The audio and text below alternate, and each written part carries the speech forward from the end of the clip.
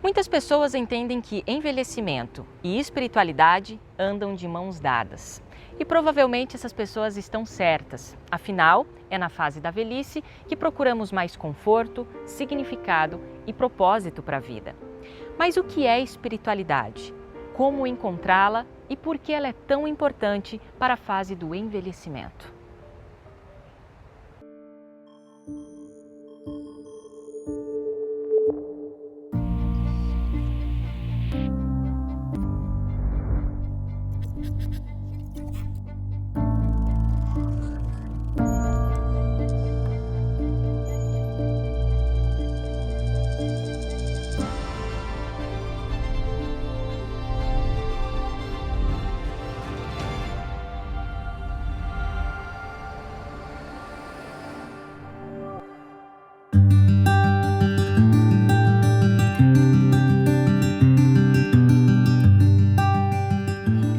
Quem é Deus na sua vida?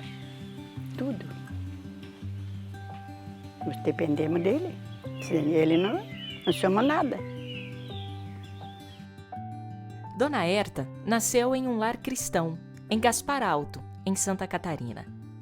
Pertence à 4ª geração de adventistas do 7º dia. É uma mulher simples, de personalidade forte, de fé. Frequenta os cultos da igreja até hoje e se lembra com carinho das programações que participava ainda menina. Para ela, ter uma igreja e guardar a sua fé é tudo de mais precioso que poderia ter. Isso é tudo. Sem igreja nós não somos nada. Sem Deus, no primeiro lugar, nós somos nada. Né? Eu acho assim. Lá a senhora fez amigos? Tem boas lembranças dessas relações? Sim. Muito bom ir na igreja. Tem a junta panela, abraça todo mundo e ri, né? Oh, muito bom. A senhora tem boas lembranças disso? Tem bastante. Faziam muito junta-panela lá? Oh, fizemos bastante. Cantar, nós tínhamos muito assim, sábado nós tínhamos tudo na frente, a fila de crianças, dizia um verso, né? Tudo muito assim, hoje em dia não tem mais isso, né? É, muito assim, na escola também, né? Nós aprendemos muito sobre igreja, sobre, né, os versos da Bíblia, a primeira lição, quando nós íamos na escola, a primeira era a lição desse do Éden até os filhos de Israel iam para Canaã, isso nós tudo aprendemos dessa igreja. Naquele tempo, isso nunca a gente esquece, essas histórias. Desde Noé até José e tudo, né? Tudo assim, bem gravado, isso a gente tem. Eu acho. Que bonito, né? Foi ensinado aquele verso então da Bíblia que ensina a criança no caminho que deve andar. Inculca, né, na cabeça da criança. É verdade. É verdade, isso é verdade. Tá bom, né? Uma velhice é boa, a gente sabe que chega nessa idade. Vai saber que vai chegar nessa idade. E nós temos de enfrentar ela também. Não para dizer que, eu sou velho, hoje eu não vou para a igreja, não, eu vou. Eu sei andar, eu posso andar de lá, mas tem que ter um propósito também, né? Não, hoje não. Tem que enfrentar a vida para frente. Eu acho assim. Encarar tudo com alegria. É, claro. Tem que viver em paz com todo mundo, né? Contando com os filhos, que nem os netos, ou nora que tem por perto. Viver com todo mundo em paz. Isso é o principal ainda. Eu creio que religião, o contexto de religião, a palavra religião em si quer dizer religar. O objetivo de uma instituição religiosa ou de uma organização religiosa seria de usar daquilo que Deus revelou à humanidade para poder ajudar as pessoas a se religarem com Deus e ter uma espiritualidade que lhe traça esperança. E já está provado em estudos até científicos de que aquelas pessoas que creem em Deus, elas se percebem de forma diferente, porque a esperança parece que ela nutre no coração da gente e mexe com a genética da gente, com o corpo da gente, com a mente da gente, com a vida da gente, a esperança ela traz resultantes assim bem positivas, né? Então, uma pessoa que não sabe de onde veio nem para onde vai, que vive sem perspectiva, eu diria que ela vive sem motivação nenhuma. E viver sem motivação é muito ruim, é deprimente e é degenerativo também. Inúmeras pesquisas já concluíram que a espiritualidade fornece recursos para que se aumente a frequência de emoções positivas e se reduza aquelas que vão conduzir a problemas maiores. Um estudo realizado nos Estados Unidos com 95 pacientes adultos com um distúrbio sanguíneo genético concluiu que quem acreditava ter um suporte de um ser superior tinha menos internações do que pessoas que não acreditavam em nada. Por que a religião ou a espiritualidade ajuda tanto? Porque quando você tem respostas, como por exemplo que a Bíblia traz, você tem as razões de ser. De onde que eu vim? Aí está uma resposta, de onde você veio. Por que eu estou aqui? Ela ajuda a responder isso também. E para onde eu vou? Também existe esperança. Ela cria uma perspectiva de futuro. Quer dizer, você não está aqui por acaso. Te dá senso de propósito. Existe um propósito, existe razão, né? Diz a Bíblia, por exemplo, que Deus conheceu o seu nome antes de você existir.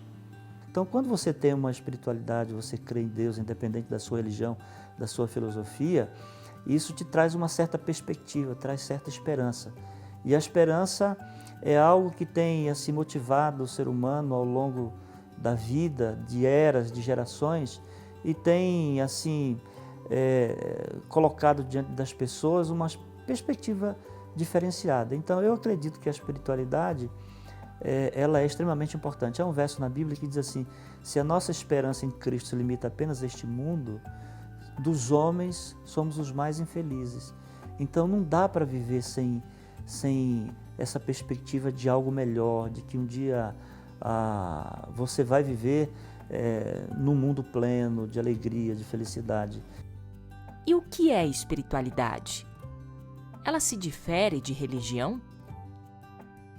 Eu acho assim, bom, a espiritualidade, eu creio que você em busca de valores espirituais, quer dizer, não é só essa vida material, mas tem valores espirituais de relacionamento com uma realidade que transcende o ser humano.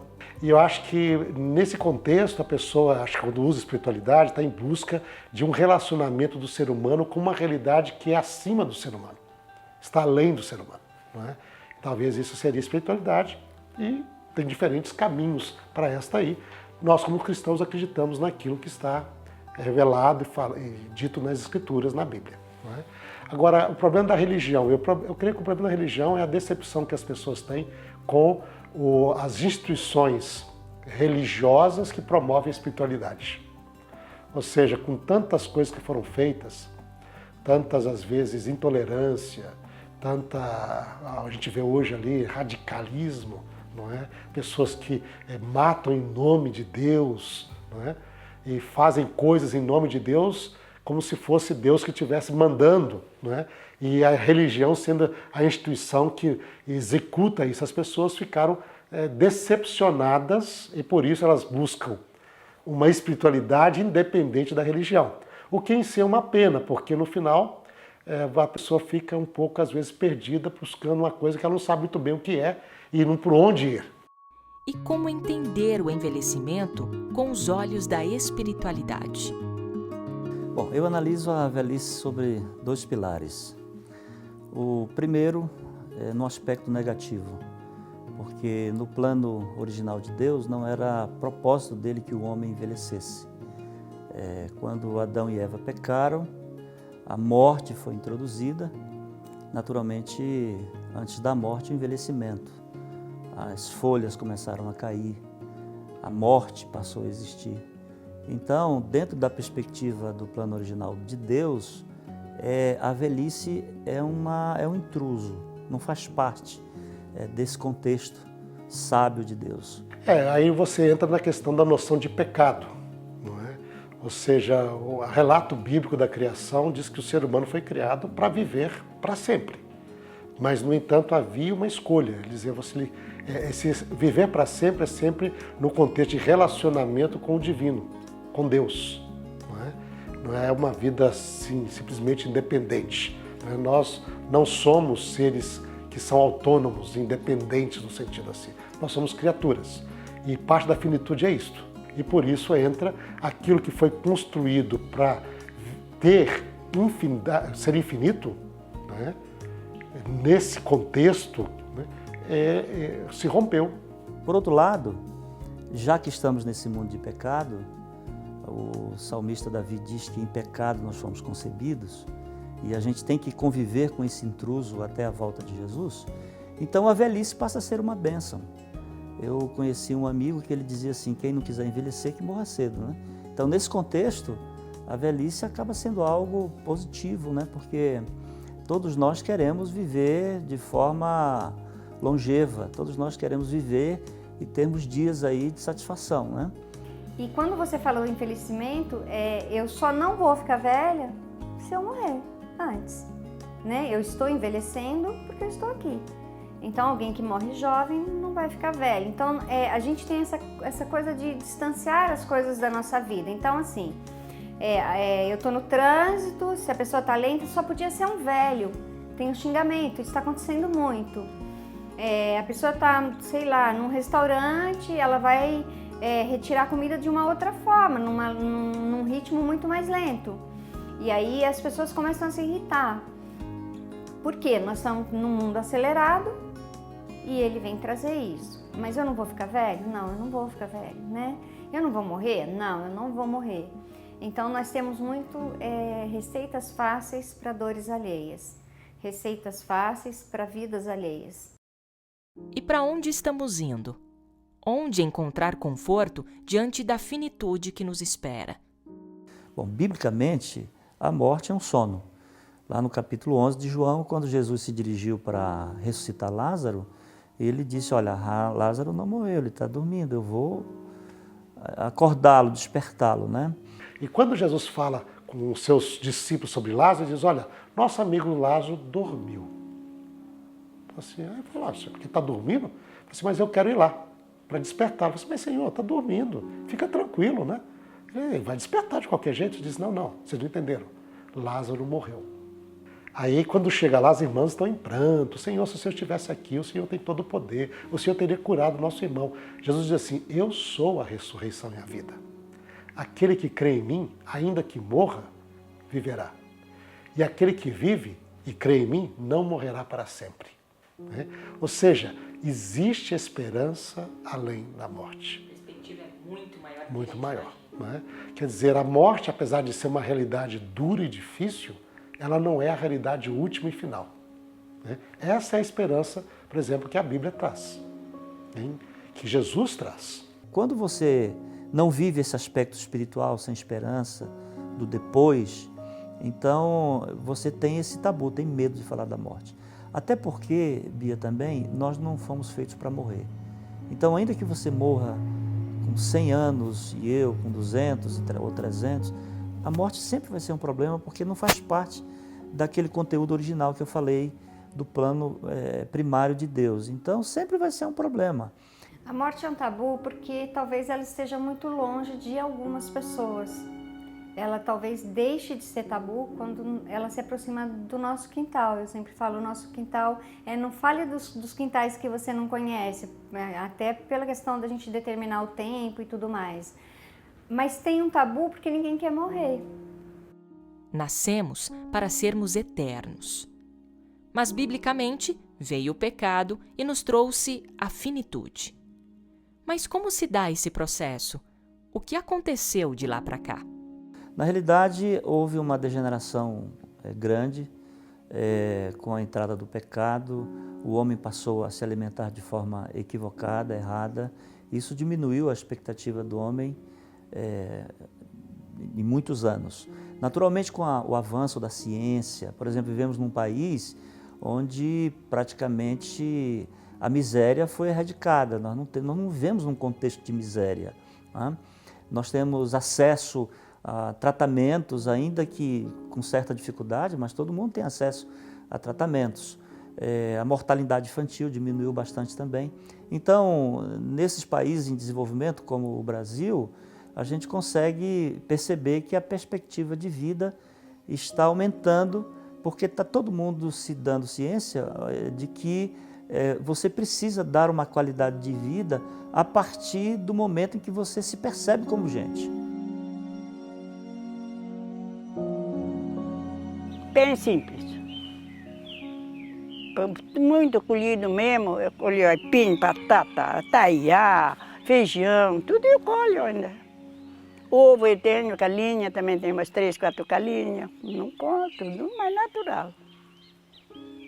Tem uma vida saudável. Tenho. Eu tinha bastante saúde ainda até agora. Olha, posso agradecer a Deus muito. Né? Eu digo uma vida simples. Muito simples. E colher muito natural, tudo. Não é coisa comprada, já, tudo diferente, não é aquela saúde. Não é. O milho colhido, feito a polenta, a batata, o pão de fubá, tudo coisa assim, natural. Leite, né? Sempre tinha, eu criei os filhos, tudo com... Sempre tinha abundância de leite, coisa. Nunca precisava comprar isso. Uma vida simples. Simples, isso eu digo. Vida simples. Assim, eu sempre olho, eu trabalho, eu ainda limpo e planto, tudo assim, ainda sozinho.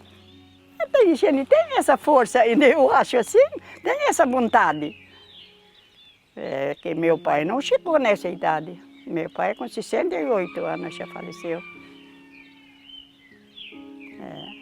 Ou seja, a gente está vivendo mais. Muito mais.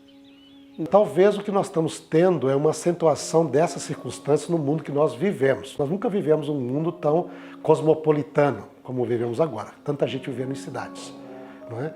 Nós também havia talvez, mesmo Davi passando assim, existe uma noção das famílias, etc., que acho que eram algo forte e que o século XX para cá, principalmente a partir da metade do século XX, houve uma situação assim mais desafiante que nós estamos vivendo ali. E aí eu acho que algumas pessoas estão hoje recuperando talvez vários valores que talvez possam ajudar as pessoas. Ou seja, existem as questões de hábitos de vida que podem, vamos dizer assim, estender o período de juventude saudável para uma pessoa. Ou seja, hoje você vai considerar que uma pessoa com seus 70 anos, ainda uma pessoa pode ter pleno uso das suas capacidades, é uma pessoa ainda que não seria o velhinho acabado de antigamente. Para os cristãos, a Bíblia apresenta a genuína espiritualidade, fonte de conhecimento sobre quem é Deus, quem somos nós e é fonte também inesgotável de informações sobre diversos assuntos, inclusive sobre a velhice. Com relação à Bíblia, a gente percebe que nós tivemos assim inúmeros homens e mulheres na Bíblia que na sua velhice deram contribuições maravilhosas, né? Eu posso citar aqui o caso de Matusalém, que conheceu Adão e conheceu Noé, já bem avançado, vivendo quase 1000 anos. Ele foi responsável por toda uma tradição oral. Veja que coisa maravilhosa, né? O exemplo de Davi, que fez o planejamento da construção do templo de Jerusalém já em idade avançada, o seu próprio filho Salomão, que nos deixou aí registros maravilhosos de experiência e de sabedoria, já na parte mais da sua idade avançada. Então a gente percebe que a idade ela pode ser muito bem aproveitada, né? A gente não pode dizer assim que a gente vive até uma determinada idade, a gente vive até o último dia da vida da gente. E o último dia da vida da gente ainda tem que ser um dia de crescimento. Não pode ser um dia de estagnação, você não pode estar parado, não aprendendo mais nada, né? No contexto social bíblico, né, a pessoa idosa ela tinha um certo proeminência social. Né? Lembrar que a Bíblia diz assim, as pessoas se deveriam levantar diante das cãs, né? Ou seja, quando viesse uma pessoa idosa.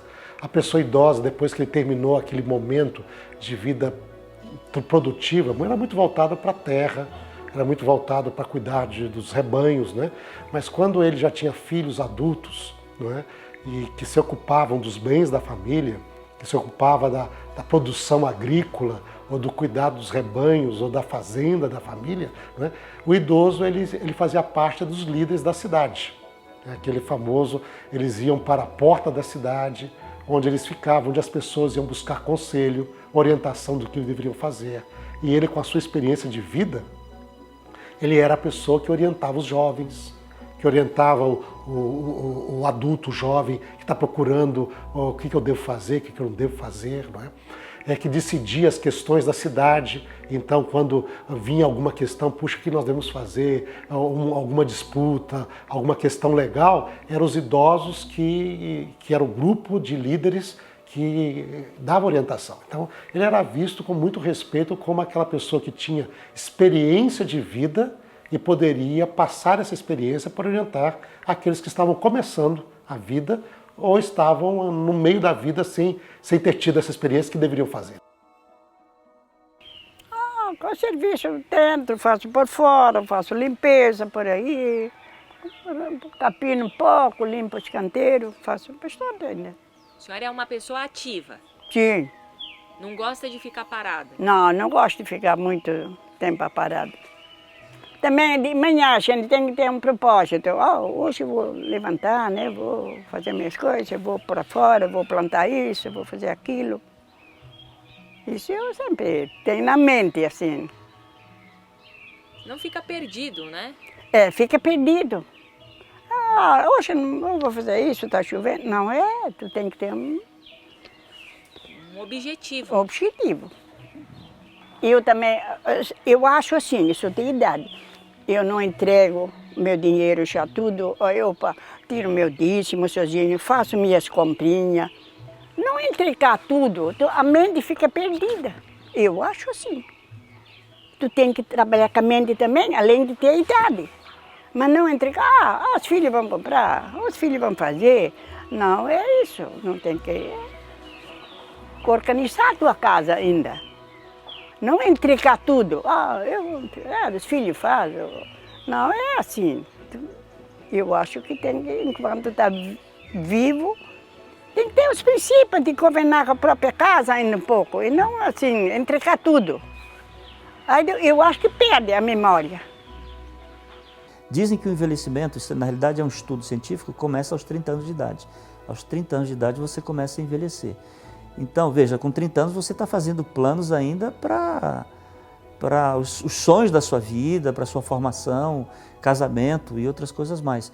Mas se você focar de que cedo na vida você pode ladear a sua vida com bastante qualidade, você vai ter uma velhice diferenciada, né?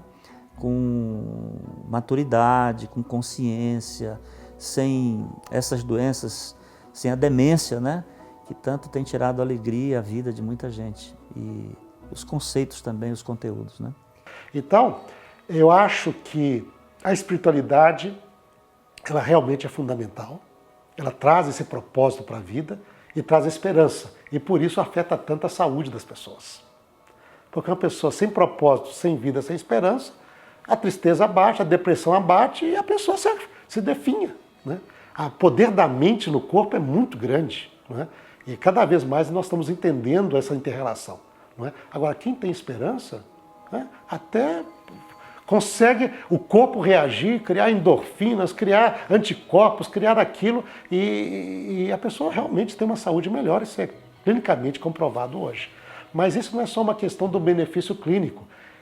A esperança, na parte, é que é uma realidade da qual nós podemos fazer parte. Agora, eu acho, nesse contexto, o que a pessoa deve fazer, porque é muito ruim você lutar sozinho, sabe? A religião seria um grupo de pessoas que têm essa esperança e que estariam se cooperando entre si para poder avançarem juntos. E sabe que grupo é fundamental. Uma pessoa luta hoje contra o alcoolismo, contra drogas, uma das técnicas de tratamento é a terapia de grupo, não é? Pois o pecado é um problema terrível. E a religião traria o que seria a terapia do grupo dentro daqueles que têm uma mesma esperança espiritual. Agora, o que a pessoa tem de fazer é olhar para grupos religiosos que sejam sérios, né? E cujo objetivo está ali para trazer benefício real para a pessoa e não ser um meio de explorar pessoas, porque como as pessoas esperam muito, a religião traz muitas respostas, muitas pessoas meio charlatãs viram que isso é um meio para poder explorar pessoas, se aproveitar, dominar, influenciar, não é? E a pessoa teria de ter, pela graça de Deus, esse discernimento. Sempre estamos em busca de respostas para as questões fundamentais da nossa existência. E a espiritualidade vem como uma ajuda, um auxílio para essas questões. Principalmente porque ela nos traz esperança, nos traz alívio, nos traz serenidade. A espiritualidade não é uma coisa abstrata, inalcançável. É prática, é vida. Eu acho que isso daí, hoje em dia, ficou muito assim, comum, essa tal da barganha, né? Eu creio em ti para o Senhor me abençoar, não é? Mas Jesus, quando ele lançou seu projeto, ele diz, bem-aventurado os. E ele vai ter uma série de situações onde a pessoa realmente tem mais dificuldade na vida do que benefícios, não é? E ele termina dizendo assim, bem-aventurados sois quando vos perseguirem por amor do meu nome. Ou seja, na realidade você está relacionando comigo porque Deus nos amou tanto, nós o amamos também. E como ele esteve disposto a dar a vida por nós, nós chegamos ao tal ponto de relacionamento por aquilo que ele é, que chegamos até o ponto de dizer, Senhor, entrego toda a minha vida nas tuas mãos também. Eu acho que essa é essa espiritualidade genuína. Conhecer a Deus e relacionar-se com Ele como um Pai que nos ama, como um amigo que nos quer bem. Independente. E aí a gente chega a ver um Deus que, sem dúvida, Ele quer o nosso melhor, né? Mas não é o bem que Ele nos dá ao ser humano, porque Ele diz, Ele gosta de dar bem ao ser humano, mas não são esses bens que motivam este amor e relacionamento, é a pessoa. Saber de onde viemos, quem nós somos e para onde estamos indo, acalma o coração mesmo diante de tantas incertezas e mistérios que a vida traz. Acreditar no que Deus é e não no que Ele nos dá, muda a relação entre criatura e Criador e sustenta uma esperança que arde fervorosamente no coração, a de encontrá-lo e de viver para sempre. Ver Jesus voltar ainda, né? Não acha? É.